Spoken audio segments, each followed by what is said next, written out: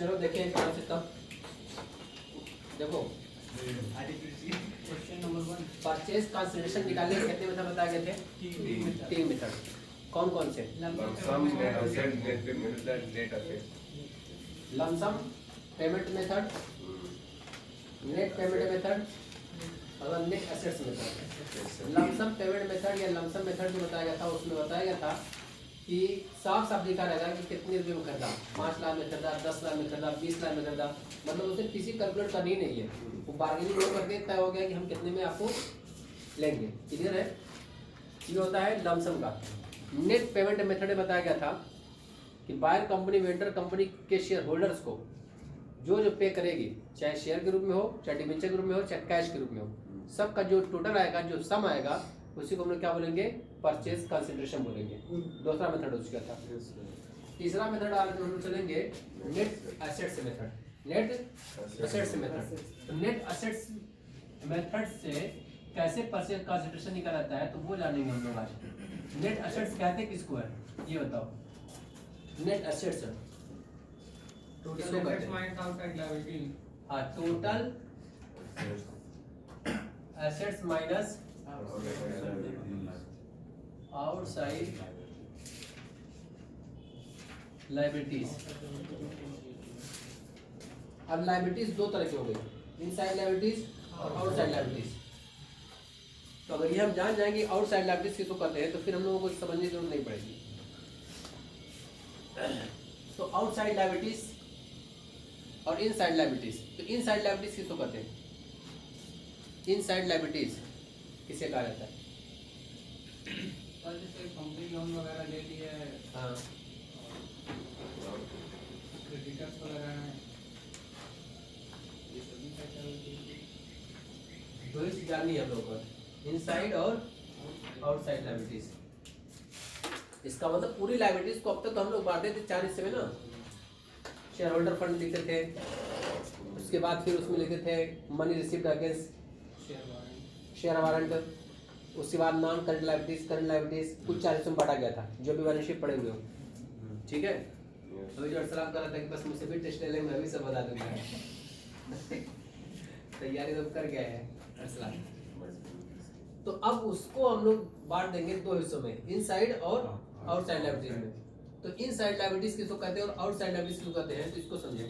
Inside liabilities का मतलब ये होता है कि जो अंदर की पूंजी है, अंदर के दायित्व है, अंदर के लोगों को देना है। तो अंदर के लोग कौन है? ओनर्स है, मालिक जो है। शेयर कैपिटल जिनकी होती है, किनकी होती है? शेयर होल्डर्स की होती है। जो रिजर्व एंड सरप्लस रखा गया है वो किनका है? शेयर होल्डरों का है। इस चीज को क्या बोलते हैं हम लोग? है शेयर होल्डर फंड बोलते हैं। शेयर होल्डर्स फंड, देखो बैलेंस शीट पड़े हुए होगी, तारीख काजी है, शेयर होल्डर फंड्स पड़े हुए। तो उसमें क्या लिखा गया था?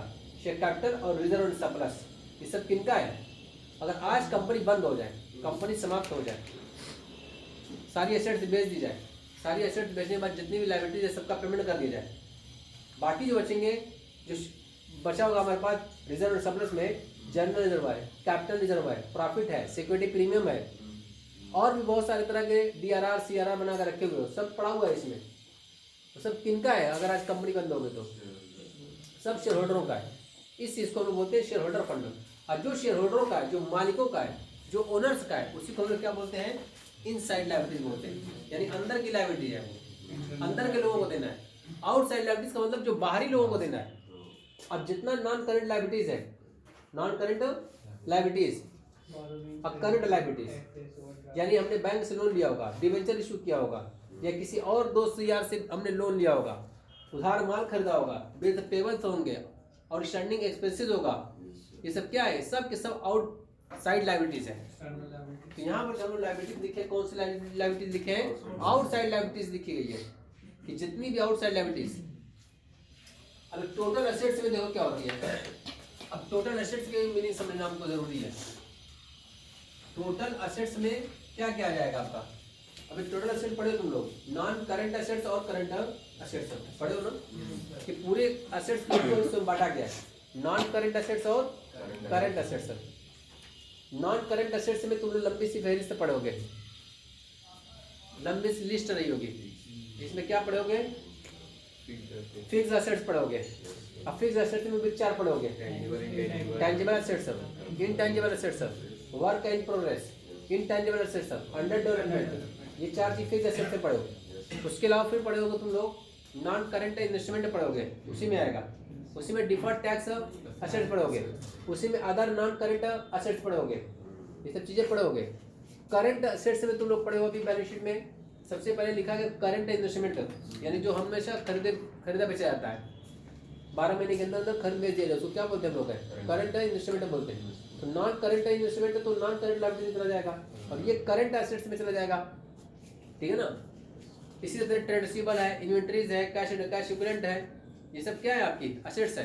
इसका मतलब उस टोटल एसेट्स में नॉन करंट एसेट्स और करंट एसेट्स दोनों शामिल है। लेकिन करंट एसेट्स में एक नीचे अलग से हेड पड़े हो गए अदर करंट एसेट्स।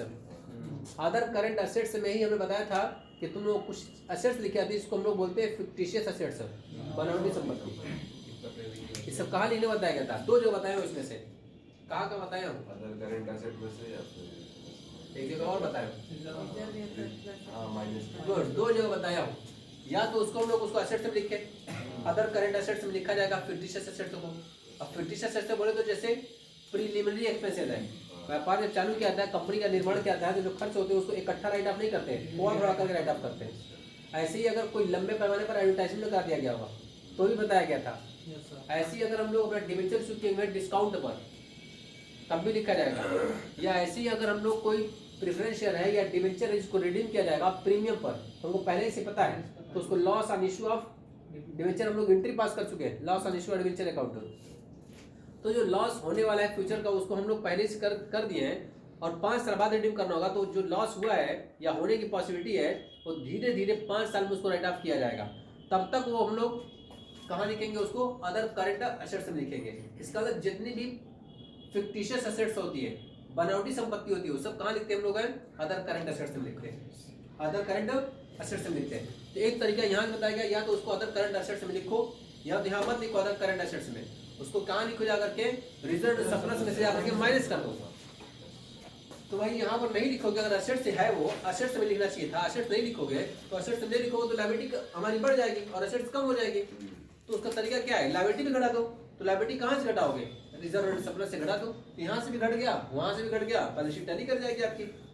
या तो यहाँ पर दिखाओ, यहाँ पर नहीं घटेगा, वहाँ पर हुआ है, यहाँ पर बढ़ गया, क्लियर है। तो 2 जगह उसका तरीका बताया हूँ, या तो उसको अदर करंट एसेट्स में देखा जाएगा या उसको रिजर्व सरप्लस में से माइनस कर दिया जाएगा। फिक्टिशियस एसेट्स, अब ध्यान सुनो जो मैं बताना चाह रहा हूँ। जब टोटल एसेट्स कहेगा क्वेश्चन में कि सभी संपत्ति और सभी दायित्वों को ले लिया, सभी संपत्ति और सभी दायित्वों को ले लिया, तो मैं मान लेता हूँ कि मैं अगर किसी कंपनी को लेने गया हूँ तो उसमें लैंड है, बिल्डिंग है, प्लांट है, फर्नीचर है, मशीनरी है, इन्वेस्टमेंट है, कैश है, बैंक है, स्टॉक है, सब पड़ा हुआ है, सबका वैल्यूएशन मैं देखूंगा। उसके साथ साथ प्रीलिमिनरी एक्सपेंसेस पड़ा हुआ है, एडवर्टाइजमेंट पड़ा हुआ है, loss on issue of debenture पड़ा हुआ है, ये सब भी हमारे पास एसेट्स है। लेकिन ये एसेट्स दिख रही है क्या, इसको लूंगा मैं, कहोगे लो ये लॉस भी ले लो, ले लूंगा उसको, मैं नहीं भाई। हम land, building, plant, furniture, machinery, stock, cash, bills receivable, ये सारी एसेट्स लेने को तैयार है, क्योंकि इसकी तो वैल्यू है। ये फिक्टिशियस एसेट्स की कोई वैल्यू थोड़ी ना है, वो तो आपका एक्सपेंसेस था, लॉस था, इसको तो आपको धीरे धीरे राइट ऑफ करके खत्म कर देना चाहिए, हम उसको नहीं देंगे। तो इसका मतलब जब क्वेश्चन में कहेगा कि all assets and all liabilities taken by buyer company, बताया गया थी मर्जर की सिचुएशन से, तो पहले सिचुएशन ये लिखी गई थी कि all assets and all liabilities taken by buyer company. जब क्वेश्चन में सभी संपत्ति और सभी दायित्वों को लेने का वर्ड आ जाएगा तो ये समझ जाना कि उसमें फिक्टिशियस एसेट्स शामिल नहीं है, बनावटी संपत्ति शामिल नहीं है। टोटल एसेट्स में एक्सेप्ट लिखा जाएगा यहाँ पर। अगर मैं ये बात एक्सप्लेन करूँ इसको कि टोटल एसेट्स क्या हो जाएगा, टोटल एसेट्स यहाँ पर लिखूंगा मैं एक्सेप्ट क्या, फिक्टिशियस, इसका मतलब टोटल एसेट्स में क्या हो जाएगा, फिक्टिशियस एसेट्स एक्सक्लूड रहेगा, उसको शामिल नहीं किया जाएगा। यानी टोटल एसेट्स में land, building, plant, furniture, machinery और stock, trade receivable, cash and cash equivalent सब शामिल है, गुडविल, पैटेंट, कॉपीराइट सब शामिल है। लेकिन कोई भी अगर फिक्टिशियस एसेट्स होगी, बनावटी संपत्ति होगी, तो बनावटी संपत्ति को हम नहीं लेंगे, वो बनावटी संपत्ति उसके शेयर होल्डर जाने। तो जब टोटल एसेट्स शामिल किया जाएगा तो टोटल एसेट्स में ये मान लेना कि हम लोग फिक्टिशियस एसेट्स को एक्सक्लूड कर देंगे, उसको शामिल नहीं करेंगे। क्लियर है? ये हमारे पास टोटल एसेट्स मीनिंग हो गई। तो टोटल एसेट्स का मतलब क्या हो जाएगा, यानी ऑल एसेट्स। तो ऑल एसेट्स में हम लोग फिक्टिशियस एसेट्स को इंक्लूड नहीं करेंगे। आउटसाइड लायबिलिटीज का मतलब बता दिया गया कि जो बाहरी लोगों को देना हो, जैसे डिबेंचर इशू किया है, बैंक से लोन लिया हुआ है, किसी और से लोन लिया हुआ है, क्रेडिटर्स है, बिल पेबल है, बैंक और ड्राफ्ट है, आउटस्टैंडिंग लायबिलिटीज है, कुछ और अदर करंट लायबिलिटीज है, ये सब के सब क्या है आपकी है, आउटसाइड लायबिलिटीज है। यानी इनसाइड लायबिलिटीज नहीं, आउटसाइड लायबिलिटीज थर्ड पर्सन को देना है। तो सब क्या हो जाएंगे, total asset minus outside liabilities कर दूंगा तो क्या हो जाएगा आपका नेट एसेट्स। तो सिंपल चीज भी है, ऐसे भी लगता है कि हाँ रीजनेबल भी है। जैसे मान के चलो कि मैं किसी कंपनी को खरीदना चाहता हूँ, तो उसमें मैं गया land, building, plant, furniture, machinery, stock, cash, debtor, ये सब पड़ा हुआ है उसके बाद सबकी बुक वैल्यू दी हुई है यहाँ पर कि बुक वैल्यू यही है।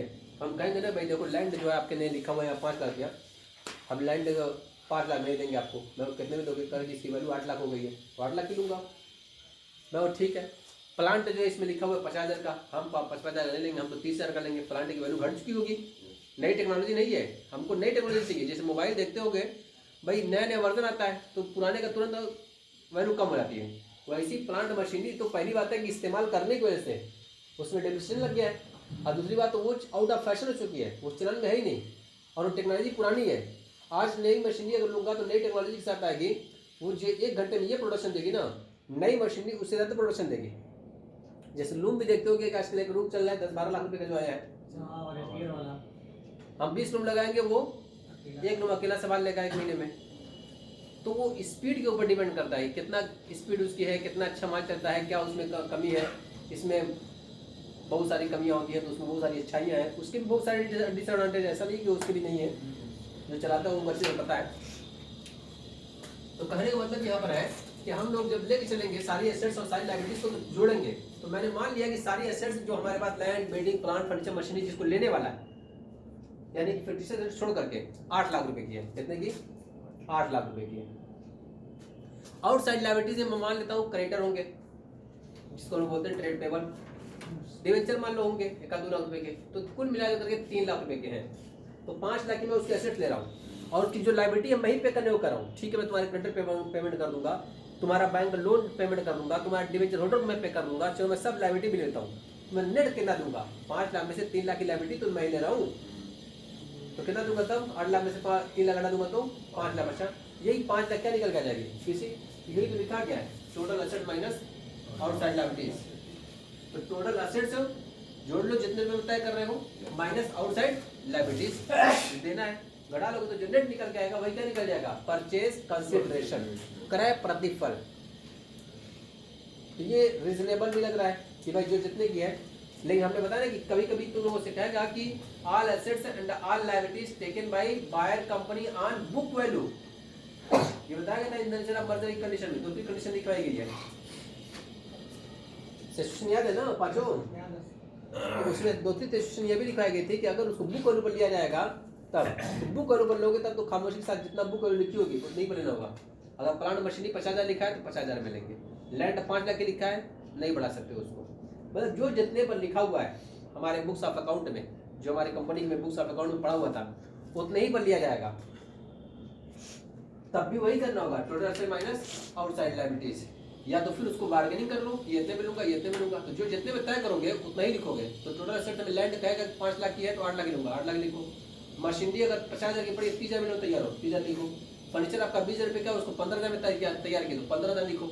इसके अंदर जब टोटल एसेट लिखा जाएगा तो बार्गेनिंग वैल्यू, या उसको कह सकते हो रियलाइजेबल वैल्यू, क्या बोलते हैं उसको, जितने रुपए में उसको रियलाइज किया जाएगा, वसूल किया जाएगा, वो वैल्यू यहाँ पर लिखी जाएगी टोटल एसेट्स में। माइनस आउटसाइड लायबिलिटीज की बात करता हूँ। लायबिलिटीज भी हो सकता है कह दे कि हम लायबिलिटीज जो आपकी बुक वैल्यू है उतने बन लेंगे, लेकिन हम पेमेंट हम अपने हिसाब से करेंगे। तो हमारे पास जो क्रेडिटर आएंगे हम उनसे कहेंगे 5% डिस्काउंट दो तो हम पेमेंट करेंगे, नहीं तो कंपनी तो डूब चुकी है, वो तो कंपनी डूब चुकी है, हम ही को देना है, तो कहोगे तब तुमको 5% 10% कम करके अभी भुगतान कर देंगे। तो ये क्या होता है? Outside liabilities. इसका मतलब बुक वैल्यू पर लेकर के उसको जितने में चाहे वो समायोजन कर ले, कम में देना होगा कम में देगा, ज्यादा में देना होगा तो ज्यादा देगा, जितना है उतना ही दे सकता है।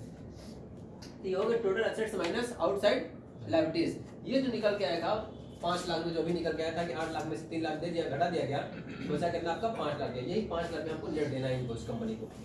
और इस कंपनी को किसको देंगे? शेयर होल्डर्स को देंगे, वही ना मालिक है, उन्हीं को दे दिया जाएगा, हिसाब किताब चुकता हो जाएगा। तो पीसी निकालने का 3 मेथड, एक बता दिए कि लमसम मेथड, तो लमसम में क्वेश्चन में लिखा रहेगा साफ साफ कि इतने 8 लाख में करता, 10 लाख में करता, 20 लाख में करता, कोई दिक्कत की बात नहीं। दूसरा नेट पेमेंट मेथड, तो बायर कंपनी वेंडर कंपनी को जो जो पेमेंट करेगी उसका सम जो आ जाएगा वो निकालेंगे। और तीसरा जो मेथड है नेट असेट्स मेथड है, जो बता दिएगा total assets minus outside liabilities. Total assets जैसी दिमाग में आएगा तुरंत समझ जाना कि एक्सक्लूड कर दिया जाएगा किसको? फिक्टिशियस एसेट्स को। और आउटसाइड लायबिलिटीज बोले तो जो शेयर होल्डर्स का है वो तो छोड़ करके जो बाहरी लोगों का है उन्हीं को जोड़ा जाएगा सिर्फ। तो इतनी मीनिंग समझनी पड़ेगी, ठीक है। और गुडविल वगैरह सब के सब असेट्स मानी जाती है, ये सब के सब बिकने वाली है, सब लिया जाएगा, ठीक है। तो इसका भी मैं निकालवाता हूँ तुम लोगों से पीसी। तो कैसे उसकी निकाली जाएगी पीसी, तो उसमें भी आ जाओ, उसका इलस्ट्रेशन नंबर तुम निकालो 2 नंबर, इलस्ट्रेशन नंबर 2 निकल गया सबका? नहीं निकला? निकल गया। इलस्ट्रेशन नंबर 2 और इलस्ट्रेशन नंबर 3।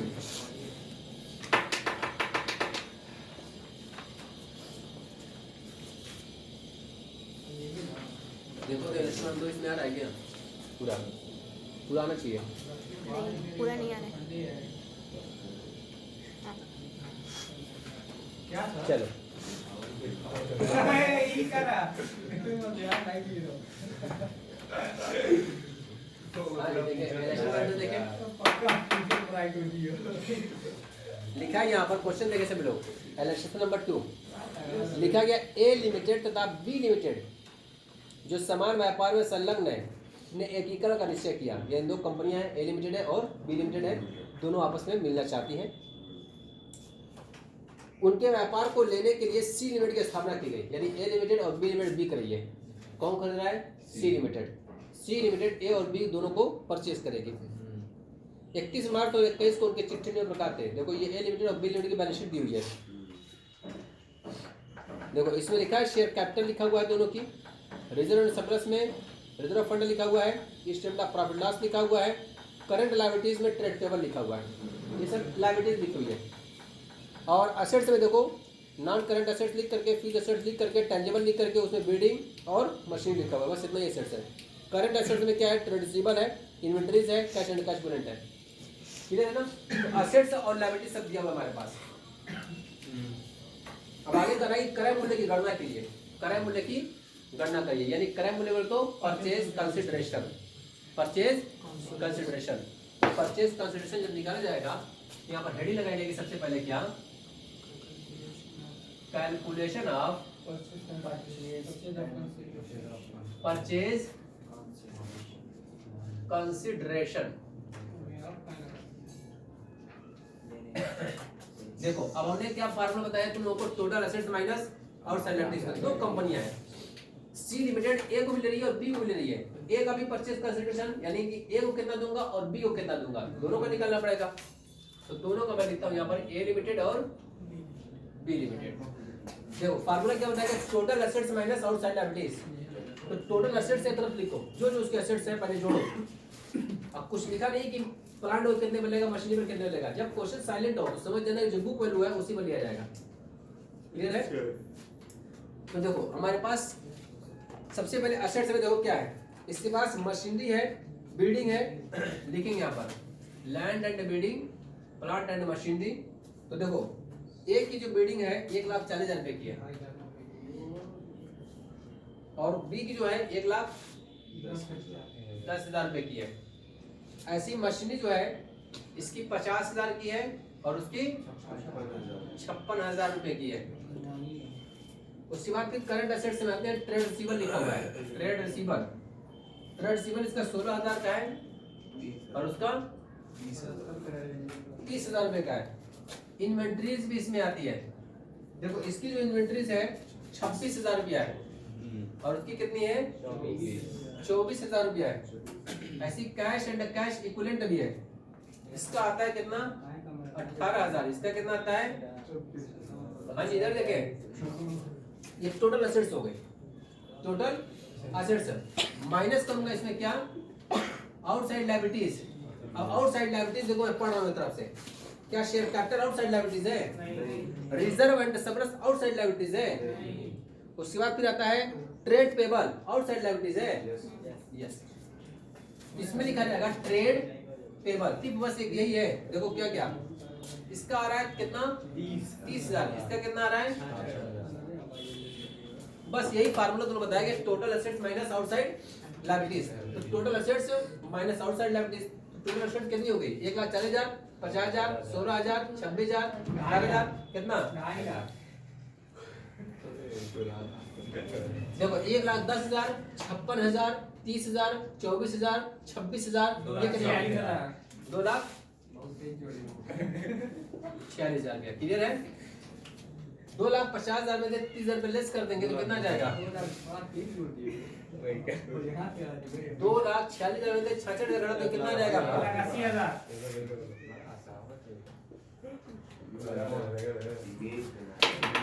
देखो 2,20,000 और 1,80,000 रुपया यही क्या निकल गए यही हम देंगे। यानी सी लिमिटेड ए लिमिटेड को 2,20,000 देगी, सी लिमिटेड बी लिमिटेड को कितना देगी 1,80,000। एकदम नेट अमाउंट निकल के आ गया। इसी क्या बोलते हैं नेट एसेट्स बोलते हैं। नेट एसेट्स ये टोटल एसेट्स 2,50,000 की है तो मुझको देना चाहिए लैंड बिल्डिंग प्लांट मशीनरी सब का मिलाकर कितना देना चाहिए 2,50,000। लेकिन मैं उससे कहूंगा ना कि भाई आपकी लायबिलिटी में मैं ले रहा हूँ 30,000 की लायबिलिटी जो तुमको पे करना है मैं पे करूंगा तो उसको बढ़ा दिया तो कितना नेट दे दूंगा 2,20,000 रुपया। इसीलिए इसको क्या बोलते हैं नेट एसेट्स बोलते हैं। क्या बोलते हैं नेट एसेट्स। किसी को नेट वर्थ भी बुलाता है। क्या बोलते हैं इसको नेट वर्थ भी बोलते हैं। इसी को क्या बोलते हैं कैपिटल इंप्लाइड बोलते हैं। क्या बोलते हैं कैपिटल इंप्लाइड। तो कई नामों से जाना जाता है। ये इसलिए बता रहा हूं कि अभी आगे से काम पड़ेगा जब हम लोग पढ़ेंगे वैल्यूएशन ऑफ शेयर का चैप्टर और वैल्यूएशन ऑफ गुडविल का चैप्टर, 2 चैप्टर इसमें है अभी आगे। तो इसमें सब काम आएगा नेट एसेट्स का। तो नेट एसेट्स कहो, नेट वर्थ कहो, कैपिटल इंप्लाइड कहो, कैपिटल इन्वेस्टेड कहो, सब वही है। ठीक है चलो इसको चिपका लो फटाफट चिपकाओ पहले। टोटल एसेट देखो फार्मूला यही चल रहा है, चाहे उसको ऐसे लिखो चाहे उसको ऐसे लिखो। Total asset minus outside liabilities.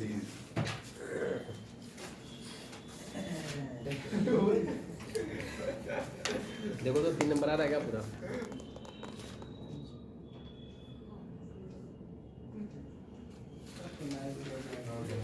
हाँ जिसमें देखें तो इलस्ट्रेशन नंबर 3 इसलिए देखा रही जाता है ताकि सबके पास बुक होगी नहीं। यस सर देख लीजिए जो भी देख रहा होगा उसके बाद बुक नहीं होगी कम से कम उसको क्लिक कर लेगा तो उसको बाद में पढ़ सकता है देख सकता है। ठीक है हाँ जी देखें 31 मार्च सन 2021 को ए लिमिटेड और बी लिमिटेड के चिट्ठे निम्नवत हैं। ए लिमिटेड और बी लिमिटेड दोनों की बैलेंस शीट हमारे पास दी हुई है। बैलेंस शीट में देखो क्या क्या दिया। शेयर कैपिटल दिया हुआ है दोनों की, रिजर्व एंड सरप्लस में हमारे पास स्टेटमेंट ऑफ प्रॉफिट है दोनों की, रिजर्व दिया हुआ है।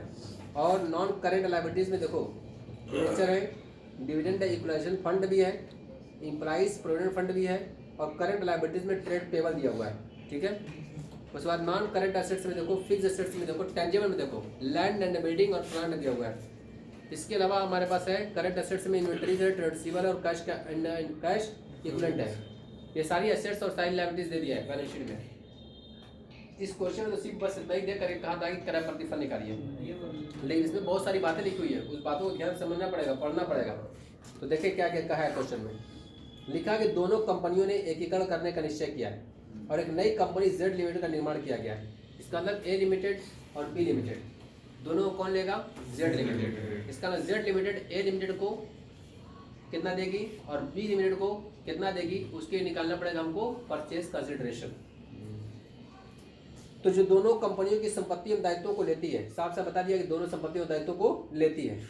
जेड लिमिटेड की अधिकृत पूंजी 100 लाख रुपया है जो 10 रुपये वाले 10 लाख 57 अंशों में विभक्त है। ठीक है जेड लिमिटेड की स्थापना हुई है तो उसकी अथराइज कैपिटल है, उसकी अथराइज कैपिटल कितनी है 100 लाख यानी 1 करोड़ रुपया है। और जो उनके 10 रुपये के शेयर में बांटा गया तो कितना शेयर बन जाएगा 10 लाख शेयर बन जाएगा। ठीक है ना।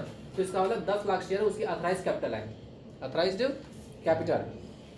आगे बताया गया यहाँ पर कि ए लिमिटेड की संपत्तियों को 10% कम मूल्य पर लिया गया है। ए लिमिटेड की जो संपत्ति होगी, देखो बार्गेनिंग कर रही है, जेड लिमिटेड जो है ए लिमिटेड से कर रहा है कि जो आपके असेट्स है उस असेट्स को मैं 10% कम पर लूंगा। कितने पर? 10% कम पर लूंगा। तो लिखा है कि ए लिमिटेड की संपत्तियों को 10% कम मूल्य पर लिया जाता है। भूमिकता भवन को अपवाद मानते हुए जिसे पुस्तक मूल्य पर ही स्वीकार किया जाता है। करेंगे देखो लैंड एंड बिल्डिंग जो है वो कह रहे हैं कि हम बुक वैल्यू जो है उसी पर लेंगे, लेकिन इसके अलावा जो असेट्स आपके पास है उसको हम 10% कम कर लेंगे। क्लियर है? तो लिखा गया इसमें कि ए लिमिटेड की संपत्तियों को 10% कम मूल्य पर लिया जाता है। भूमिकता भवन को अपवाद मानते हुए जिसे पुस्तक मूल्य पर ही स्वीकार किया जाता है। दोनों कंपनियों को अपने अपने व्यवसाय के शुद्ध मूल्य का 5% ख्याति के रूप में प्राप्त करना है। और ये भी साफ साफ बता रहा है कि दोनों कंपनियों को जो नेट असेट्स आएगी उस नेट असेट्स का 5% और उसमें जोड़ा जाएगा। किस रूप में जोड़ा जाएगा? गुडविल का नेट है। वो कहेंगे भाई देखिए तो असेट्स ले लियो, हम 5% गुडविल के नाम पर भी लेंगे आपसे। तो किसका 5%? नेट असेट्स जो यहाँ पर आया है इसी का हम क्या कर देंगे, यहाँ पर ऐड कर देंगे 5%। 5% जोड़ने के बाद जो आएगा वो हमारी नेट असेट्स परचेज कंसिडरेशन निकल के आएगी। तो क्वेश्चन में साफ साफ लिखा है यहाँ पर कि दोनों कंपनियों को अपने अपने व्यवसाय के शुद्ध मूल्य का यानी कि नेट वैल्यू का या नेट एसेट्स का 5% ख्याति के रूप में प्राप्त करना है।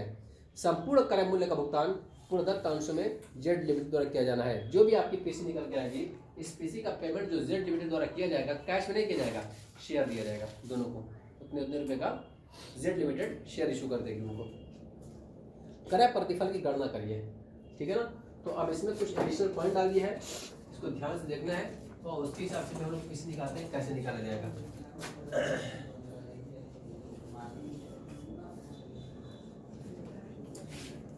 देखिए ए लिमिटेड और बी लिमिटेड। सबसे पहले सभी जितनी एसेट्स है उसको पहले एसेट्स तो लिखो एक तरफ से। देखो इसमें जो लिखा है हमारे पास लैंड एंड बिल्डिंग एक ये 3 लाख रुपए की कितनी है? 3 लाख रुपए की लैंड बिल्डिंग है और इसकी लैंड बिल्डिंग है ही नहीं, बी लिमिटेड की नहीं है, ए लिमिटेड की थी। ऐसे ही हमारे पास प्लांट दिया हुआ दोनों का, इसका दिया हुआ है 11 लाख रुपए का और इसका दिया है 5 लाख रुपए का। क्लियर है? उसके बाद फिर आते हैं इन्वेंट्रीज में। इन्वेंट्रीज हमारे पास दिया हुआ यहाँ पर 1,60,000 और 80,000। 1,60,000 इसका है और 80,000 इसका है। ऐसे ट्रांसिबल दिया हुआ है 1,40 और 90, ये दिया हुआ है 1,40 और 90। कैश एंड कैश इक्विवेलेंट दिया हुआ है 30,000 और 10,000।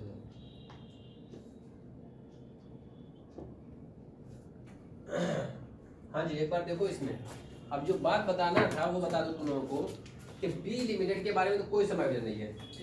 तो 5 लाख है, 90,000 है, 80,000 है, 10,000 है, 6,80,000 ये हो जाएगा। कितना हो जाएगा?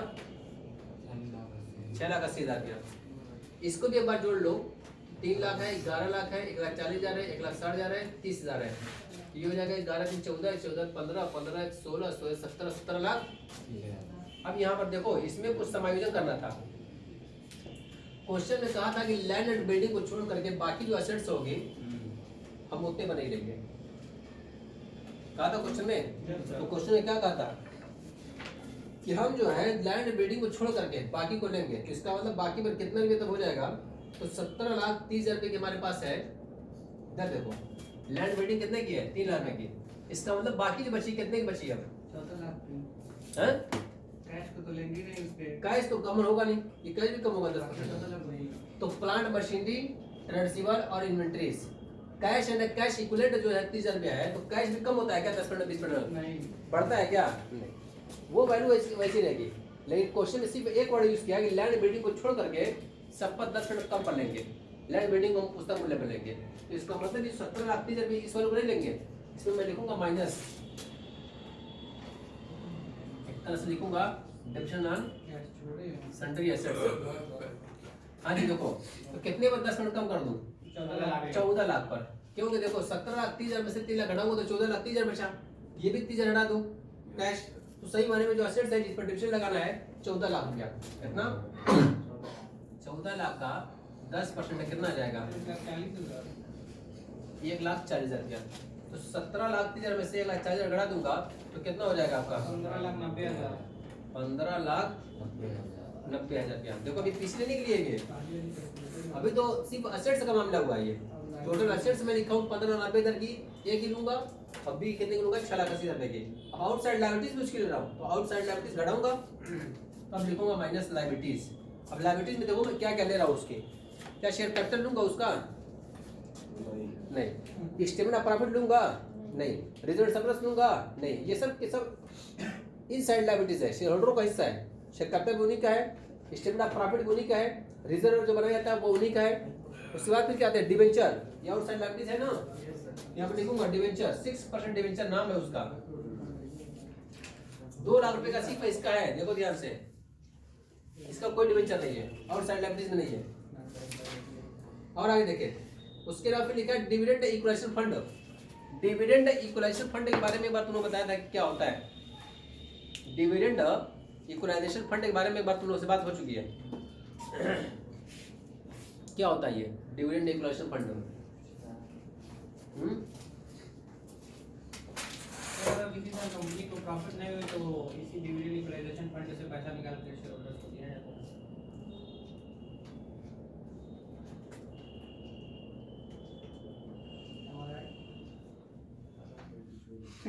हाँ जी बताओ, डिविडेंड इक्वलाइजेशन फंड किसे कहते हैं? अगर किसी तरह प्रॉफिट नहीं हुई है तो इसी से पैसा निकाल करके डिविडेंड बांटा जाता है, यही है डिविडेंड इक्वलाइजेशन फंड। हाँ, इसको हिंदी में अगर नाम दिया जाए, लाभांश समानीकरण कोष, ये है उसका नाम, लाभांश समानीकरण कोष। तो क्या होता है लाभांश समानीकरण कोष या डिविडेंड इक्वलाइजेशन फंड किसे कहते हैं? पैसा पकाने को देख ना फट रहता है, ये तो फटका रहता है, ये वाला ये वाला है। हाँ ये देखिए, लाभांश समानीकरण कोष तुम लोगों से वाइवा में पूछ सकता है, ये बहुत इंपॉर्टेंट क्वेश्चन है, इंटरव्यू में पूछा जाता है। तो लाभांश समानीकरण कोष का मतलब क्या होता है या डिविडेंड इक्वलाइजेशन फंड किसे कहते हैं? तो नाम सही लग रहा है कि जिसमें डिविडेंड को इक्वल करने के लिए जो फंड बनाया जाता है, लाभांश की दर को, जो डिविडेंड का जो रेट है उसको बराबर बनाए रखने के लिए हमेशा उसके लिए जो फंड बनाया जाता है उसको लोग क्या कहते हैं? डिविडेंड इक्वलाइजेशन फंड, लाभांश समानीकरण कोष। यानी जो लाभांश बांटा जाता है हर साल, जो कंपनी की प्रॉफिट कमाती है, तो जैसे ज़्यादा प्रॉफिट हुई तो ज़्यादा आपको लाभ मिलेगा, कम प्रॉफिट हुई तो कम लाभ मिलेगा आपको, आप लोग शेयर होल्डर अगर है तो कंपनी क्या करती है कि ऐसा नहीं करती है कि जब ज़्यादा प्रॉफिट हुई तो ज़्यादा बांट दे, जब कम प्रॉफिट हुई तो कम बांट दे। तो क्या करती है कि अगर प्रॉफिट हमारी हुई है, इतनी प्रॉफिट हो गई है कि हम आप लोगों को लाभ दे देते हैं, 15% दे सकते हैं, लेकिन कंपनी कहती नहीं 15% मत दो, 10% दो, 5% एक फंड बना दो जिसका नाम पड़ेगा क्या? डिविडेंड इक्वलाइजेशन फंड रख दिया गया, उसमें 5%, 10% आप लोग बांट दिया गया। अगले साल प्रॉफिट हुई, अब इतना दे सकते हैं हम लोग आपको